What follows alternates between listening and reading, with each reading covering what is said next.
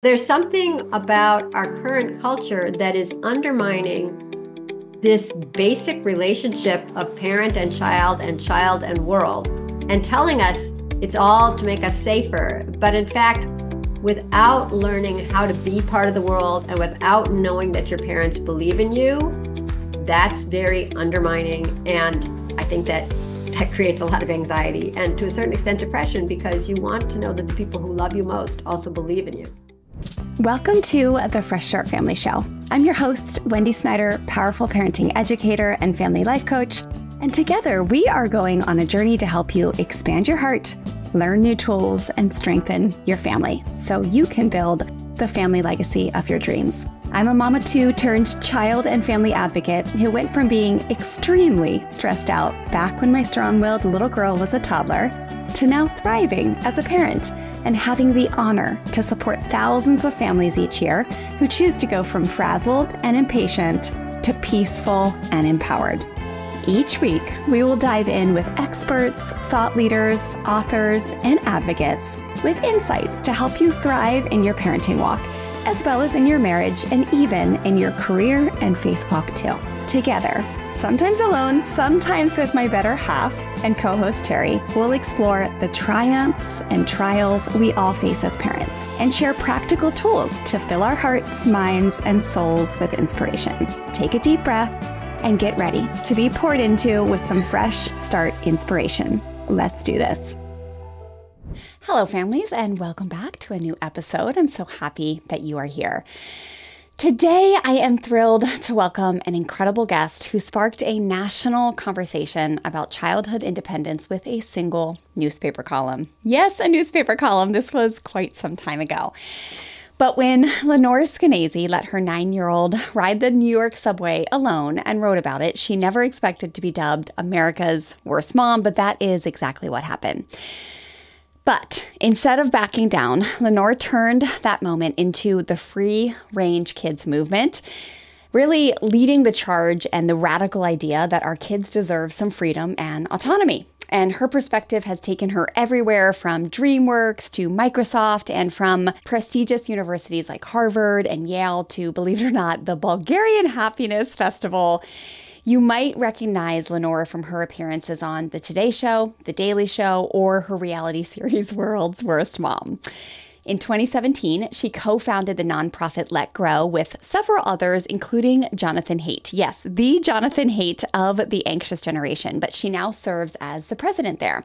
And what you might not know about Lenore is that she was once the writer for Mad magazine. Is anyone old enough to remember Mad magazine? So cool, but she really proves to us that life can take us in unexpected journeys or directions. And she lives in New York City with her husband, and she is happy to report that her children are now gainfully employed adults.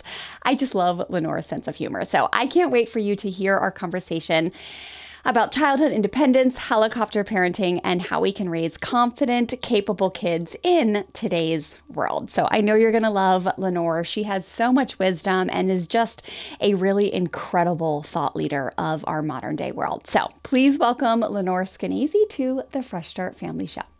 Well, hello, community, and welcome back to a new episode. I'm so happy to be here today with Lenore Skenazy from Let Grow. Welcome to the show, Lenore. Thanks, Wendy. Thanks for getting both names right. Appreciate it. No, that's always makes me the most nervous, but I nailed the name, and we're so happy to have you here today. I have admired your work and your organization for a long time. So I am so happy to have you on the show today to have this very important conversation around how we can do parenting from an angle where we are not overparenting and instead giving kids more independence. And that is easier said than done, especially in an age where it can be so easy to come in and kind of rescue kids and do things for them and all that good stuff. So today our subject matter is breaking free from overparenting, how to and why you want to give your kids more independence. If you could just start us off, Lenore, with telling us a little bit about yourself and your passion behind creating Let Grow and what you're up to most days, and tell us your story, please. All right, we have to cast our minds back pretty far at this point to when our younger son was 9. He started asking me and my husband here in New York City, where we live, if we'd take him someplace he'd never been before and let him find. You're nodding along. Is this boring? Like you know this story so well, I should just stop. I don't. Fast No, forward. tell Oh, you me. don't? Oh, okay. So he started saying, can you please take me someplace I haven't been before and let me find my own way home because we're always on the subways. It just something he wanted to do because that's what kids Oh, want to do. They want to be big. They want to be part of the world. yeah. And so after a lot of, nagging, we said, okay. And one sunny Sunday, I took him to Bloomingdale's super fancy department store here in New York City. And I left him in the handbag department because that's right above the entrance to the subway and entrance to the subway. And then I went home a different way. And sure enough, he went into the subway and he got a little lost. And he talked to a stranger who put him on the right train. And he came down and came out of the subway at 34th Street, which we know from Miracles. And then he had to take another bus home because we lived in an unpopular part of town.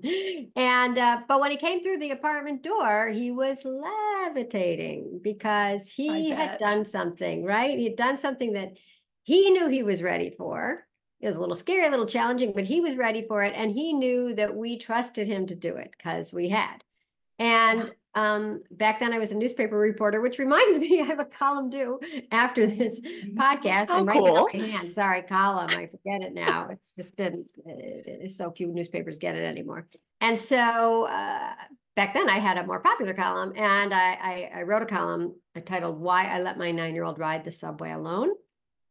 And 2 days later, I was on the Today Show and MSNBC and Fox News and NPR. No way. Yeah. 2 days later. Yeah. It was a big week, put it that way. And so I started a blog that weekend and I called it Free Range Kids because I wanted to say my side of things, which is that like, I'm not, I got the label America's Worst Mom. I said, I'm not America's Worst Mom. I am. How interesting. It is interesting, right? The media works in mysterious ways. Anyways, I wanted to say that I actually am a nervous mom and I believe in helmets and car seats and seat belts. I was like, we didn't have our own car. And so I would drag a car seat with me when we took a cab. I mean, I'd say I was actually more on the nervous side than not, but I didn't think that kids needed a security detail every time they left the house.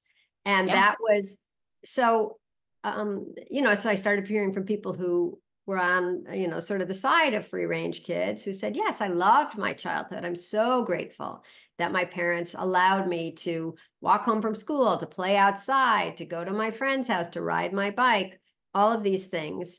And then, of course, I heard from the detractors. And I guess a good controversy keeps the topic going because it did. Right? Yeah. But anyways, then about 7 years ago, so I have to say that the 9-year-old is 26. So that was a long time ago. Yeah. But more recently, Jonathan Haidt, who wrote The Anxious Generation. It's super popular now. It is so hot right now. Oh my gosh, that is a hot little potato. #1 yet again for like the millionth week in a row. Jonathan Haidt was talking to another person like him, another person concerned about kids on campus being fragile, being kids on campus thinking that when they were uncomfortable, whether it was with an idea or a roommate or a mouse in the dorm, they thought they were actually unsafe. And how come they started getting these things confused? Unsafe is bad, uncomfortable is part of life, right? And so the two of them were saying, well, we can intervene and try to get them, more open-minded and more mentally healthy at 18, 19, 20, but that's kind of a late stage intervention. What if we started out trying to make them more resilient, open-minded, resourceful, confident, and competent as younger kids? And John said, well, I know Lenore and I love free range kids. Let's start a nonprofit with her. Off the record, we call him our sperm donor. Anyways, because he started so many other organizations too. But in any event, they came to me and don't tell them that. I realize it's public. Just keep it under that. I love your sense of humor. First off, I love that you used to write for Mad magazine. I for Mad, yes. That is the coolest. I'm still writing for my crack editor.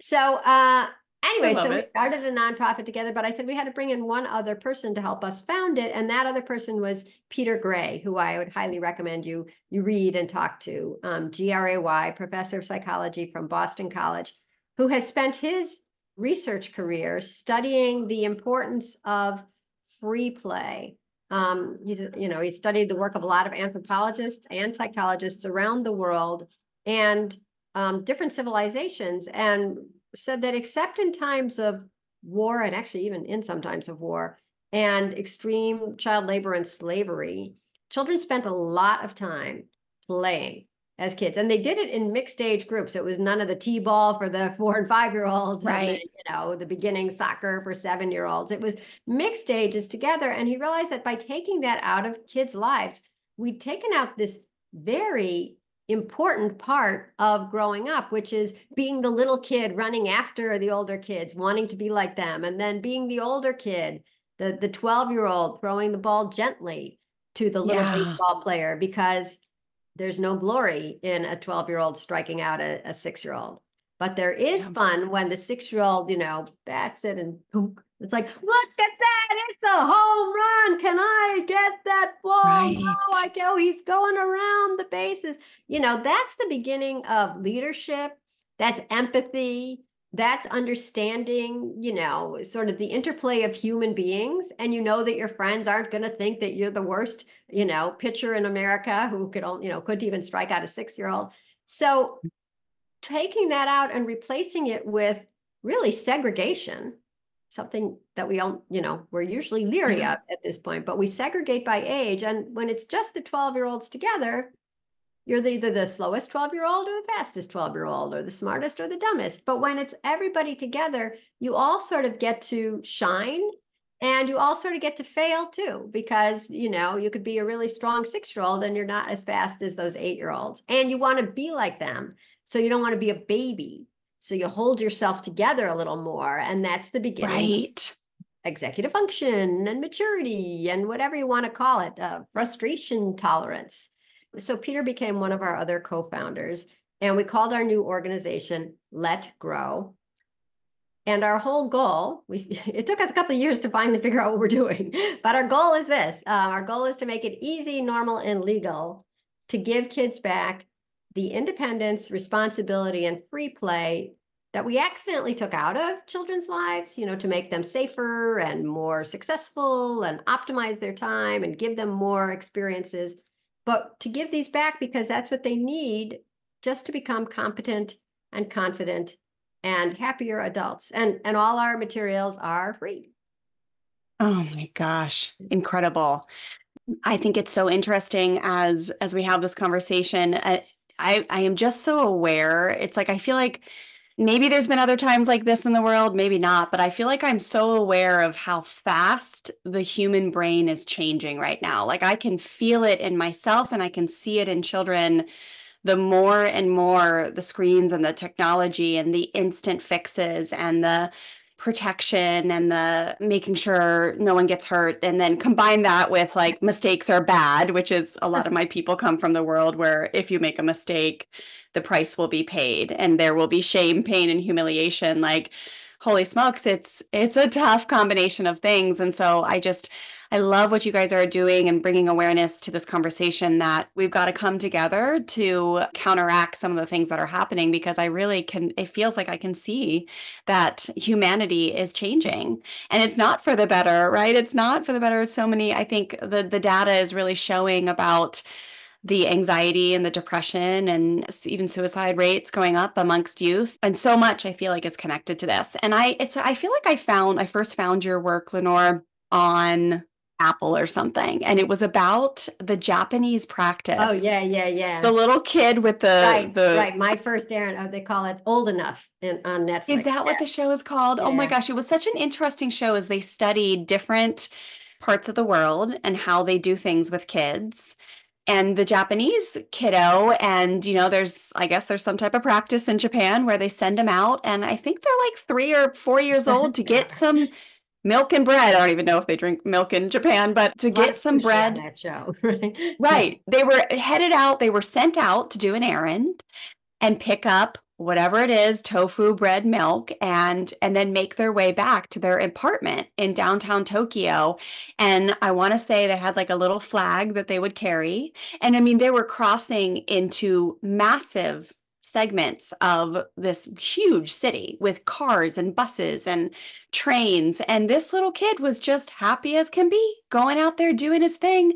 And I just found it so interesting as just such a stark comparison to what we've now created here in America, which is just so much protection.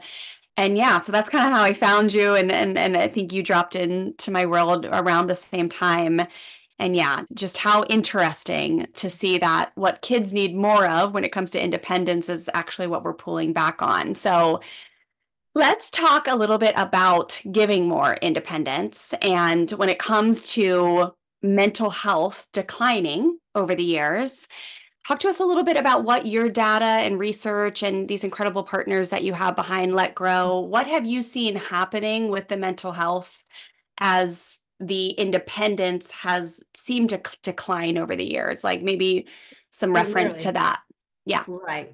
So it doesn't just seem like it's declining. I mean, there's proof that it has. I mean, there's books written about even the circumference of a kid's world has just shrunk. Not in terms of where they're driven to. I'd say that's probably wider and further. I mean, there's travel soccer, there's hockey leagues.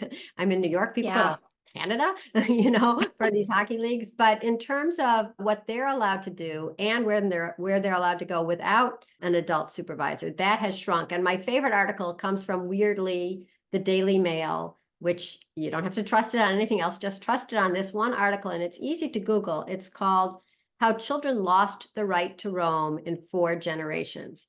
And it's a classic piece at this point, reprinted all the time, because it shows a map where the reporter talked to 4 generations in one family. And there was the great grandpa, who was 88, who showed how far he used to walk as a kid from his home. And it was basically a 6-mile circumference to the watering hole, to go play with his friends, whatever, to wander through the woods, 6 miles.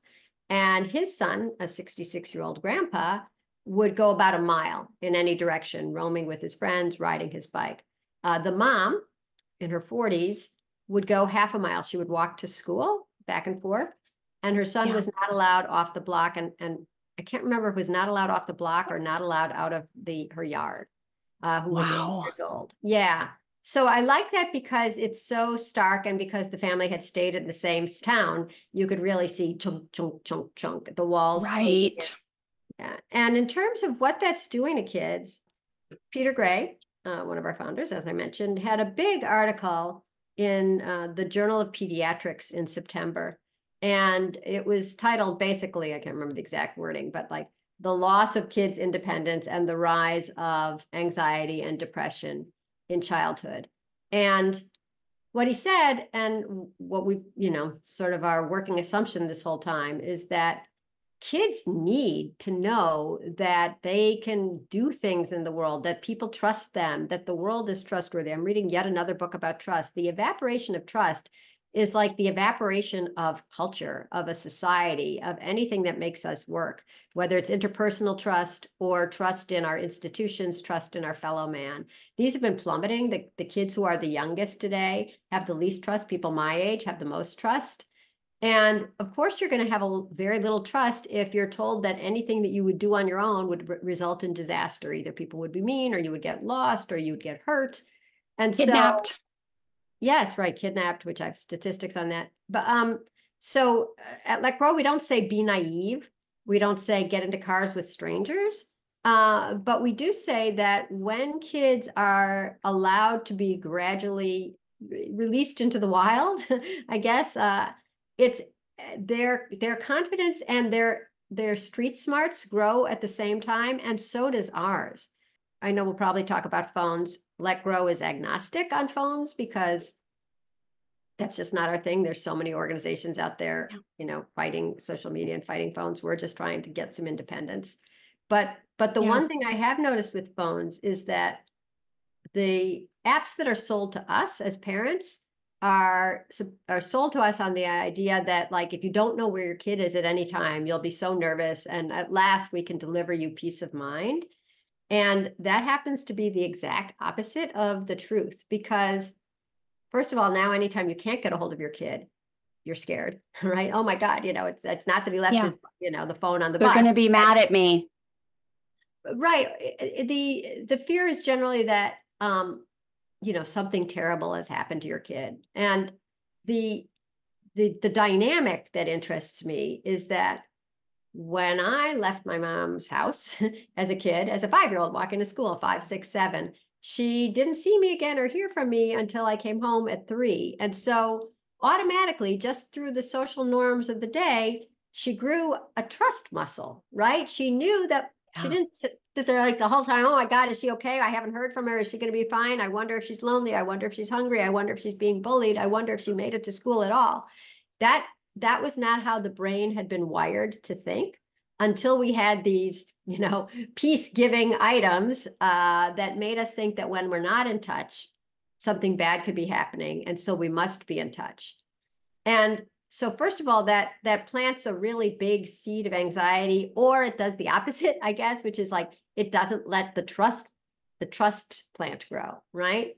Both. But right, and then in return, how do kids know that they're ready to do something on their own, that you trust them, that they're growing up, that the world is safe enough and they're smart enough that you think that they can get to school, that you think that they can, go to the park, that they know that you trust them not to do something terrible. The only way you can prove yourself to someone is if they can't be in touch with you, right? If you are out of their purview for a little while. So when kids can't prove to, I interviewed these teens who were just saying like, I told my parents I wouldn't go to the party, but they don't know that I didn't go to the party because I am trustworthy, because they could also check to see if I was at the party or at the library. And so how do you prove yourself? And how do you separate from your parents? And how do your parents separate from you? The whole idea of attachment theory is that you trust each other, you know each other, they're there for you, they're your rock, so that you can go off base and explore and then come back if you're scared and then go off base a little more. But you're never off base if you're always being tracked, and if you can always call your parents the second you're confused or you forgot your lunch. So there's something about our current culture that is undermining this basic relationship of parent and child and world, and telling us it's all to make us safer. But in fact, without learning how to be part of the world and without knowing that your parents believe in you, that's very undermining. And I think that creates a lot of anxiety and, to a certain extent, depression, because you want to know that the people who love you most also believe in you. Okay, let's talk real parenting for a moment. If your home sometimes feels more like a war zone than a peaceful sanctuary, and your strong-willed child feels like they're constantly pushing back, I want you to hear this loud and clear. You are not a bad parent. You're not broken, and your child is not out to ruin your life. I know. It sure seems like that sometimes, doesn't it? You're exhausted because you're actually trying so hard, but you're using hand-me-down parenting tools that weren't effective back then to get long-term results and aren't effective now. Plus, the fear and force tactics that most of us inherited were never going to work for the beautiful, bold, determined child you've been gifted. That's why I created Thriving with Strong-Willed Kids, a completely free quick start learning bundle that's changing the game for families everywhere. Inside this bundle, I'm going to teach you how to calm power struggles without punishment or threats or yelling. I'm going to help you communicate in ways your child actually responds to, no matter how strong-willed they are, and finally feel empowered and responsive as a parent instead of reactive. Inside the free learning guide and interactive 1-hour workshop, I'll help you flip the script to stop seeing your child as too much and start seeing them as exactly who they're meant to be. Remember, you're not failing. You just haven't been given the right roadmap yet. So you can grab your free bundle and choose your workshop time at freshstartfamilyonline.com/power. Let's rewrite your parenting story together. It's so true. Yeah.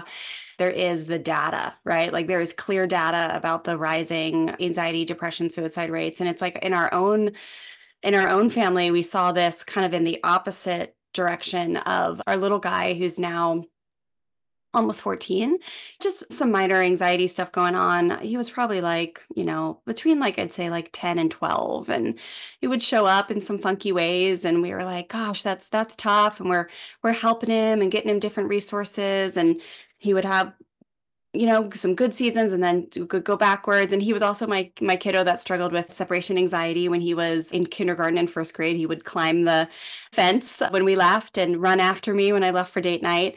And it was so interesting because here in Southern California, it's like the e-bike capital of the world, and it's scary as hell. It's like little motorcycles and Oh, I hate them. They're on the sidewalk here. I live in New York. They're everywhere. They're like I mosquitoes. love that you live in New York. New York is the coolest place ever. But love them or hate them, I've witnessed what they've hate them. But here's the good thing is there's been a resurgence of freedom for kids. And I could sense in my body that it was actually really good for these kids. Now, there's a whole thing about what's troublesome about them. Parents are not present. There's kids not in helmets. Of course, there's kids that are going really fast and So the kids are on the e-bikes? yeah. Oh, yeah. Oh, that's so E-bikes. interesting. Here it's all delivery guys. Oh, no. We are like, if you go to the Terrence Middle School, there'll Yeah. be 100 e-bikes locked up. There's like $100,000 worth of bikes out front of our local middle Oh school. my goodness. I had no idea what's going on. It's so Yeah. interesting. Yeah. Yeah. A few years ago, I was like, I really should be buying stock in Super 73 e-bikes. And our kids use them for years, and Terrence still uses them because he's 14. But that was when he started riding to school every day by himself. And it was almost like clockwork. The day he started riding and we watched him drive away, and that day you could almost feel something different in him. And since that point, he's had much less anxiety, and this has been years now. And it was just, I think, a pivotal moment for him to be given this freedom. And he's real into wheelies, and so he does wheelies on them even though they're not around cars. And again, there's a whole plethora of problems that happen with e-bikes, but when it comes to the freedom, we saw, and my husband and I have talked about this numerous times, how we saw a direct correlation between his reduced anxiety when he started getting himself to school and back and having his radius of how far he could go and be trusted expanded. And then on top of that, like the phone thing has been, very fascinating. So we are a bit of a countercultural family because we do make our kids wait till high school, which is still too young. I mean, you just wish they could wait till they graduated from high school. And I suppose you can. I've interviewed people who have done that. But we also watch them face, and Taryn is still facing it because he still doesn't have a device, but the uncomfortableness that comes with being different has been a blessing in itself. And to trust that they will be able to figure out how to be the kid that is different because 99.9% of kids here in Southern California, they've got an iPhone by the time they're 10. And, Oh, anything you need to know, you find out on the internet in 2 minutes. And like you said, you call your mom if she's late, if she's 2 minutes later, if you got your lunch.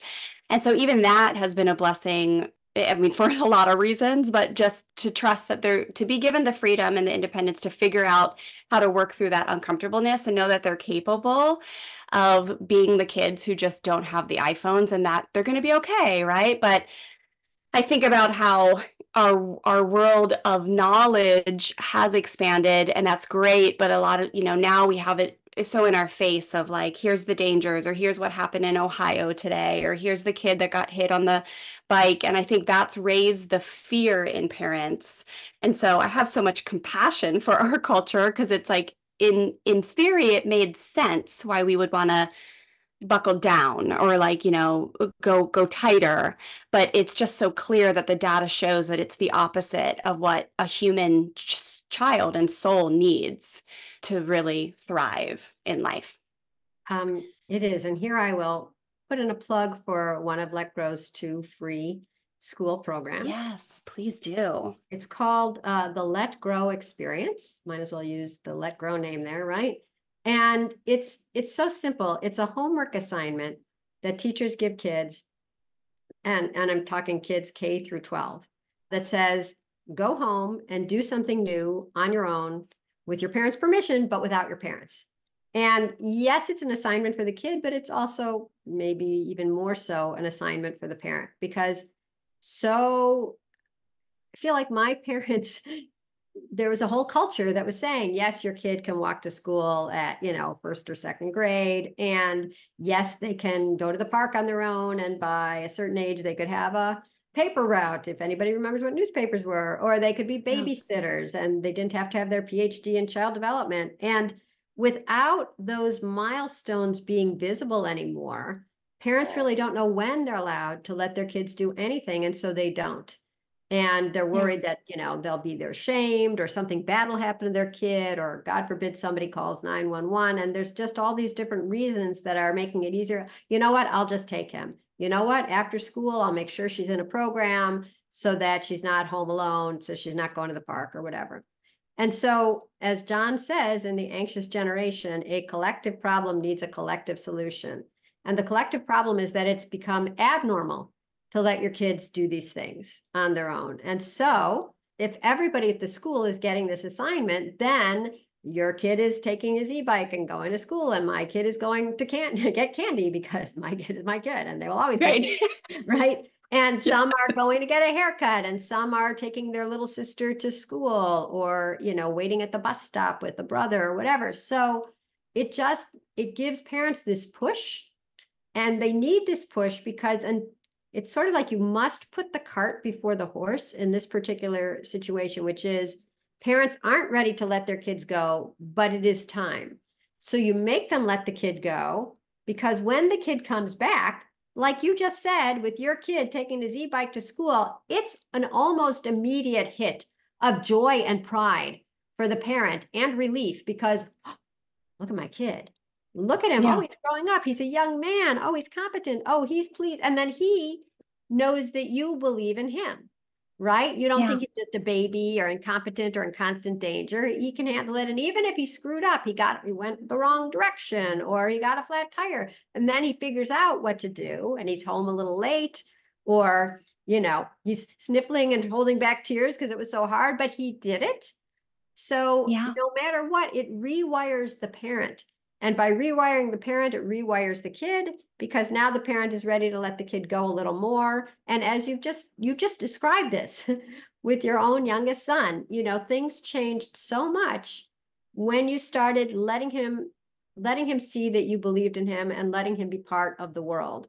And so I think the anxiety that we're seeing in kids is not just because there's phones and there are all these problems and social media, because the anxiety and the depression were going up for decades, even before phones, even before COVID, as their independence, their right to roam was going down. And so with the Let Grow experience, with all these kids realizing like, hey, I can go get my own haircut. Hey, I can help my parents out and get them some food. We had a great story from Santa Fe recently. I just talked to a teacher who was doing the Let Grow experience, and she said that one of her kids, who was a boy like around 10 or 11, for his Let Grow experience, he was already kind of independent, but he decided to go to the store and get the ingredients for dinner. And so he went into the store and he's shopping and he gets what he needs, except he can't find one thing. And I don't know what the one thing was. And so let's just call it the hot sauce. So he's looking around, he can't find the hot sauce. And he realizes like the only way he's going to find it is he would have to talk to a human. Yeah, an adult he didn't know. And at that thought, he was so mortified. He left his grocery cart and he ran out of the store. Right? He just couldn't face it. It's like, I'll look so stupid. I'm like a baby. I'm kind of idiot. I am. I can't find this, and I don't want to do this. And I'll just be, I'll be so embarrassed. But then he looked back at the store and he thought, okay. And he went back in and he asked, and guess what? The hot sauce is in aisle 5 on the bottom shelf. So that to me is exactly what the Let Grow experience is about, because it's really, it's like, I don't really like asking clerks for things either. I mean, it's a little embarrassing even at my advanced age, but it's just part of life. And to realize that you can deal with life this is the hero's journey, right? He went from scared kid running out of the grocery, a baby, to a man in full who talked to an adult and got the ingredients as planned and came out and I guess made dinner. I never heard the end of the story. But that's what's happening in classrooms across America as they do this really simple project. And sometimes kids will draw a little picture of what they did, or they'll write a poem, or they write a, one sentence. How'd it go? Well, it was scary, but I was fine. Or I forgot to get the receipt. Or, I can't wait to do it again. But we've seen these projects, that kids write from all across America. And there's one that was in this girl in Vegas who also went to the store. I love it when kids leave the house and go to the store or someplace else just Yeah. to the home. But she wrote this thing that was like, I can, I can, Kane, do it, et. It was just every word was Oh, misspelled. And it turned out that she was intellectually disabled. yeah. But nonetheless, her parents had given her pictures of all the things they wanted at the store. She's fifth grade. And she took the pictures around and she got the ingredients and she said, checkout was really hard. But at the end, she wrote, I love my project. And I love her because, she went out and did it. And I love her parents because they didn't say, oh, it's too hard and you have a learning disability and I'll do that for you. They decided to see how it would go, which is that's their own hero's journey and their own leap of Yeah. faith. And trust and faith are sort of the same thing, and they are only ignited when you don't know how it's going to end. And so to accept that as part of life, as opposed to saying I have to know every single second that my child is safe, even if it involves sucking out his entire soul. Yeah. It's a huge thing. I mean, I'm just, like I said, I'm reading this book about trust, and it's like without trust, families can't function, societies can't function. It's so debilitating. And yet we keep being told that like trust is stupid. You should always be checking. And I'm saying the opposite. It's hard to believe, but life gets better sort of the less you know. It really is so true. And I would add, I love that our work complements each other because trust and faith are so important. And then I would add that making sure a parent knows how to support a child through the failure, right? Like the mistakes and the failure that happens when you let them try.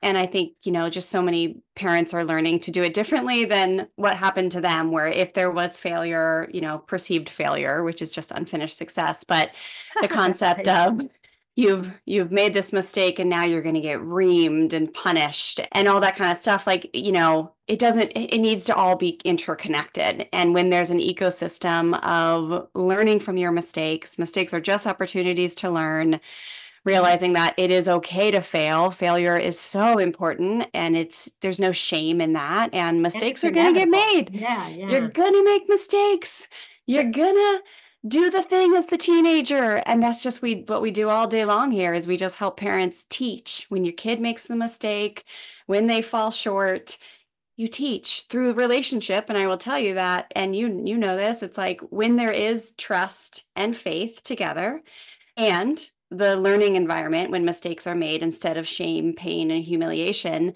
then all of a sudden the relationship grows. And when the relationship grows, then misbehavior goes down. And all of a sudden you have a teenager who's not as likely, when you give them freedom, to do bong hits at the at the party, or drive drunk, whatever, like, well, because it's scary, right? But like the more trust and faith you have in your home, and then safety around mistakes, the less a child is actually going to misbehave.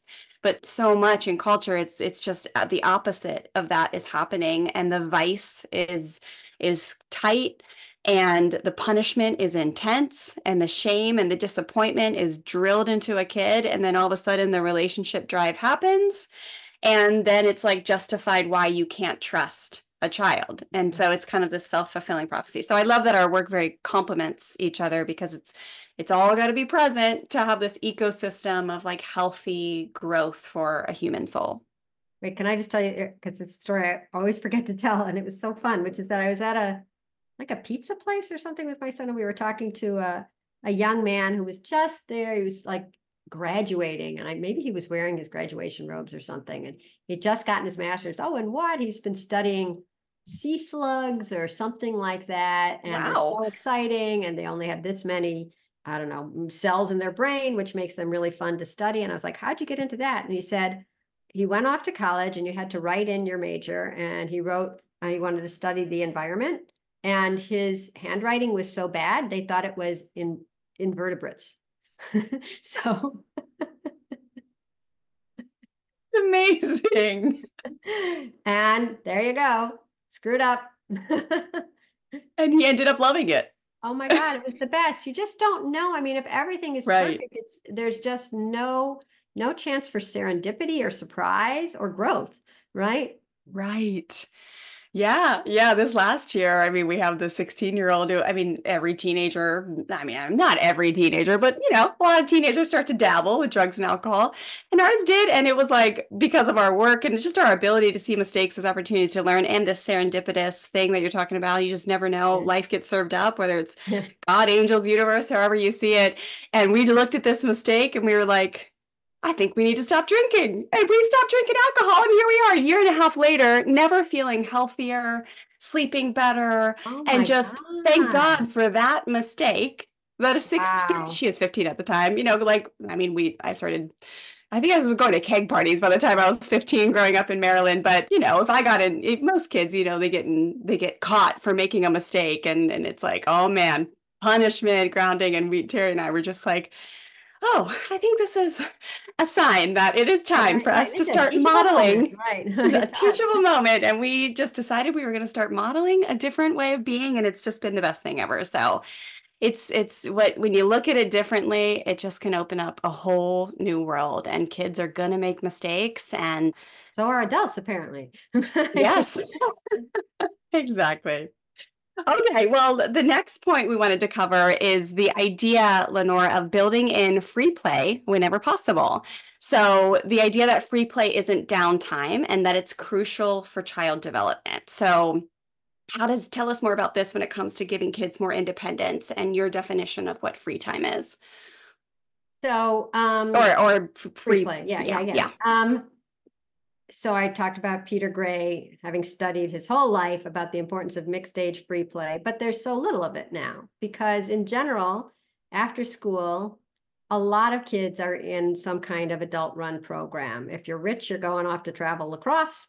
And if you're poor, you're at homework help and then, a basketball game. And anybody who comes home is generally, I wouldn't say anybody, but many of the kids who come home never leave the home after that. They're on their device, they're on some Yep. screen. And one of the reasons is because at least you can play on the screens and at least you can see your friends on the screens and at least there's nobody telling you what to do on the screens. So I understand the impulse, but imagine if instead they had a chance to actually play and hang out and talk and flirt. I heard a great story about flirting in real life. The flirting story I heard was that at one of the middle schools that had gotten rid of phones during the day, suddenly there was a whole lot more, Right. interacting on a human scale. And, I keep pointing out that like as much fun as everything is online, you get 3 extra dimensions, 3 new senses if you're offline, Yeah. right? You get to smell and you get to taste and you get to feel. So how do you create an afternoon where kids can just hang out and whether they want to play, soccer or with jacks or with balls or play tag or play with cardboard boxes. I mean, all that stuff is really fun, but not if you're alone. And so we recommend that schools stay open for what we call, yes, again, branding. But remember, all our stuff is free. The Let Grow Play Club. And a Let Grow Play Club is before or after school. You keep the school open for mixed age, no devices, free play. And I was talking to a guy yesterday who wants to start one of these, wants to start basically an after school place where kids can go and it would cost money. And what would they get to do? They'd get to make things and play things. And it's like, well, that's exactly what we believe in too. But if you have it at school, you have a lot of problems solved already, which is that the kids are already there, right? And they are mixed ages, right? And whatever they have to pay, you don't have to worry about transportation payments or whatever. You get a couple of high school seniors to supervise this, or, depending on what your school wants, or a teacher. And then all you have to bring out is junk. and Yeah. bring out these balls, but people bring like fabric from home and an old typewriter and a suitcase and the ubiquitous Amazon boxes. And we just have on John Haidt's Substack the other day, Jonathan Haidt Substack, he printed a piece by a teacher who had started a Let Grow Play Club at a high poverty school in South Carolina. And at first it was just him, but over the year, in the end, 13 teachers joined him as volunteers to oversee this club every once in a while because they couldn't believe the change in the kids. And thank God this teacher documented it. And he had the numbers for like office referrals before Play Club and after a year of Play Club, and bus incidents and taunting and all these. They slice and dice their problems a million different ways. But basically, kids were so much happier and they made friends. And what if you're a third grader and you have very few friends because you're the slow kid? Or you're so smart, you can't stand the other kids, they're so slow. Then you're with the other fifth graders, or you're giving the kindergartners a piggyback ride. And now when you come to school, it's like, Wendy, and these little kids are saying hello. And it's not this dreadful place that's prison, right? It's a place where you're going to have some fun, where some peeps, where you're sort of admired because you're good at soccer, even though you're terrible at math, or you draw a great owl on the ground. And so it just, school is pretty narrow. It rewards certain strengths and not most of the others. So a play club, you can shine no matter what you like to do. And maybe it shines just because you found your friend and you talk the whole time. That's what I would do. I was never an athlete, right? Or because you're good at jump rope. I mean, it just makes life more normal. And the way I was describing it to the entrepreneur is that what you're talking about creating is like a wildlife preserve, right? This is how children all lived in the past. And now outside of these walls, it's all different. They're always in a car. They're always going to something where an adult is organizing it. But in this space, in this time, they are just like kids always were, which is making something fun happen. And the difference between, I'm not against some organized sports. I think that there's a role for them, but not the kind of intense way that they're taking over childhood now with like 4-day-a-week practice and then a game on the weekend. I mean, pretty soon there's like no free time. And the thing that's different about an adult organized game is that kids they're bad at making things happen. I mean, they make things happen, but they'll come up with an idea. It's like, let's all, run into a tree. No, that's a bad idea. All right, well, let's do something else. It's like, okay, well, what are we going to do? All right, we're going to be superheroes. I'll be Superman. No, I want to be Superman. So there's a lot of give and take that whole time, but all of that is so rich, right? It's not wasted time. It's figuring out how to keep the other kids happy enough so that you can be a superhero. Okay, there'll be 2 Supermen, right? And then what are we going to do? You're bringing Wendy's little brother is coming and he's going to whine. Well, let's give him a job. Okay, you're going to be the bat boy. What's that? That means you have to go all the way over there and come back when we say the word bat. Oh, okay. So it's coming up, it's being creative, it's changing the rules, it's getting buy-in, it's face-to-face interactions, which we're so worried that kids aren't getting because they're on their phones. I mean, they're FaceTime to FaceTime, but are they in real life? Like, So if you give kids back that, you're giving them back the building blocks of a functioning life because they're learning how to make friends, how to make things happen, how to compromise, how to deal with frustration, how to deal with other people. And you're so desperate to have fun that you tolerate all the stuff that's tough, like being mad or feeling it's not fair or not getting your way.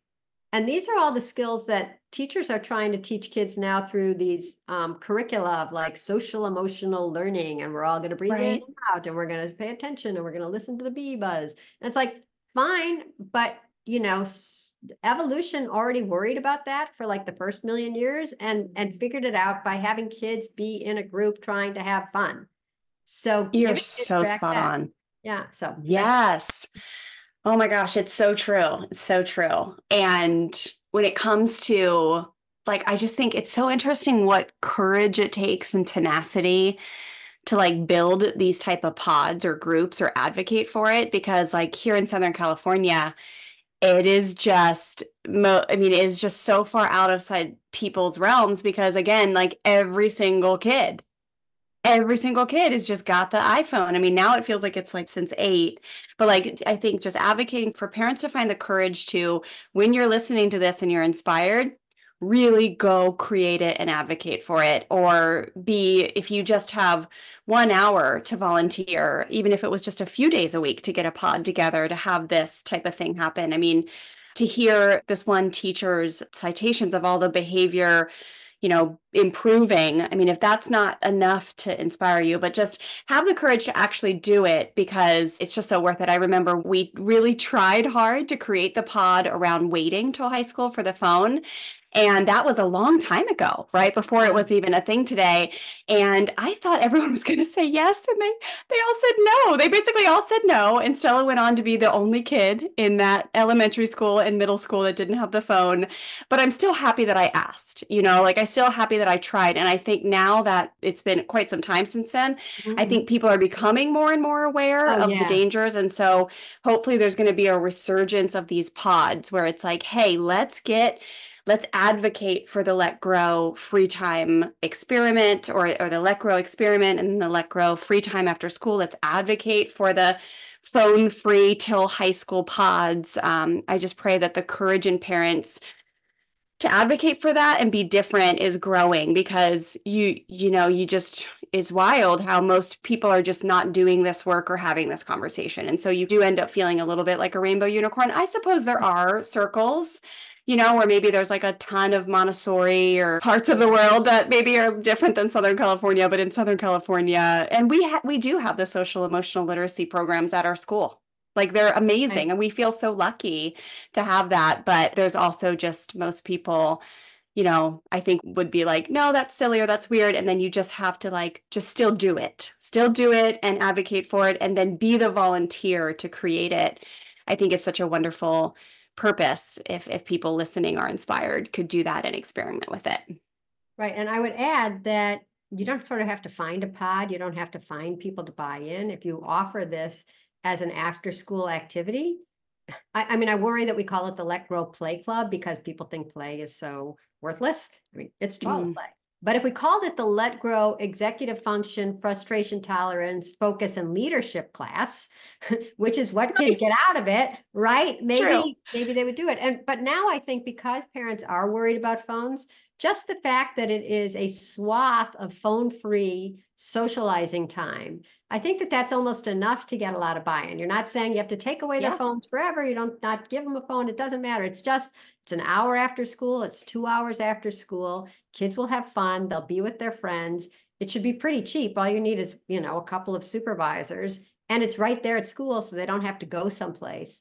If you offer it, if you have your school offer it, it's just an easy way to at least make sure that your kids have another couple of free hours without a phone, making things happen. So true, Lenore. Okay, awesome. Our last point that we can chat about real quick before we wrap up is just creating more time in the real world for your kids, because we know as the virtual time goes up, their time in the air quotes real world goes down. So your tips on that? Well, first of all, I would recommend trying to get your school to do the Let Grow experience because that is in the real world. It really is. Send your kid out to do something that they want to do in the real world. And you should know that there was if you need a talking point with the teachers or the administration, there's a pilot study done using independence, this kind of independence, as therapy for children with a literal diagnosis of anxiety, kids who had the fast beating heart and headaches and were terrified to go to school, terrified to go up or downstairs in their own home. A girl who was 10 wouldn't sleep in her own bed. And rather than traditional cognitive behavioral therapy, you're afraid to go upstairs in your house tonight, you got to go up for 5 minutes and see how that is. Just 5 minutes. That would be exposure therapy. This was sort of the opposite. This was saying, you're 10. Tell me about things you want to do that you haven't done yet on your own. And it turned out, and I was surprised, that even kids who are anxious have a few things that they want to do. They would desperately like to go to the store and get their candy, or they really want to get their own haircut, or they really would like to go walk the dog. There's something there that is, in their heart of hearts, they really want to do. And after the therapy was for the parents to let them. The parents had to go and hear a lecture for like an hour about why independence is good. And then for the next 4 weeks, they would come with their kid and they would never mention the thing that they were scared of, like going upstairs or downstairs in their own house. It was simply, what new things are you going to do? And then the kids had to do something either every day or every other day. And at the end of 4 weeks, these kids with the diagnosis of anxiety went from feeling anxious most of the time, no, worried most of the time, to feeling worried a little bit of the time, which frankly is wow. So in terms of the real world has always been a place that kids were part of until very recently. And giving them back the chance to be in it, the chance for spontaneous encounters, the chance to realize, I mean, what is anxiety? It's that you can't handle something, that if you try, you'll fail. And if you fail, it's the end. So they have to try something. I gotta go get me, toilet paper from the store. Oh, that's so embarrassing. Okay, here's $3. Okay. So you go and it's embarrassing, but it was okay. And then you come back and you've helped your parents and you've been outside and you felt the fresh air and you met a squirrel and there was a scary dog and you dealt with that. We've constricted kids' lives to, what's safe and perfect and already sort of, it's like paint by number. Somebody else already decided exactly what's going to happen and all you can do is fill in those colors. But the world is way more exciting than paint by number. And when you give that back to kids and they realize, oh, I can paint outside the lines and I'm going to be okay, that is anxiety busting. So in terms of what can you do to give kids back more of that real world and more confidence and get more confidence on your own, either you have your school do the Let Grow experience or you just do it on your own. And if you want ideas for how to do it, that's also at letgrow.org, our organization. We have basically the same thing that we give schools. You can just download too with a million ideas of things that kids can do on their own, but your kid will come up with a million that we haven't even thought of. Oh, it's so true. They have plenty of ideas, don't they? Yeah. When you ask. I love that story about the anxiety going down and the worry going down in those kids is so powerful. It's so I know. My goodness. I was so happy somebody did a real scientific study because I've seen that in so many stories and so many parents are so grateful. And the thing the parents say the most is, I had no idea my kid could do that. Because they don't, because we haven't encouraged parents to let go. We've told parents, if you let go, you're crazy. So when there's a collective problem, nobody's letting go, a collective solution, everybody lets go. And then the parents get the feedback that this is great. And the kids get the feedback that they can handle it. It is literally that simple. It's one sentence, let your kids go and you will be surprised. Yes, I love that. Lenore, you are such a gift and your work is so important. Thank you. Thank you for being here. Thank you for sharing your incredible voice and the work that you guys are doing at Let Grow. And let listeners know, I know you mentioned it, but let listeners know and viewers know where they can find you. And these free resources, I'm assuming they're just all on your website, easy to find. But if there's anything else you want people to know as they go, because I know everyone's very inspired right now to implement. Oh, let's hope they are. Yes. So basically you go to letgrow.org, LETGROW. People think it's let it go, let it grow, let's go, let's grow. It is simply let grow, a weird phrase that does not exist in English except as us.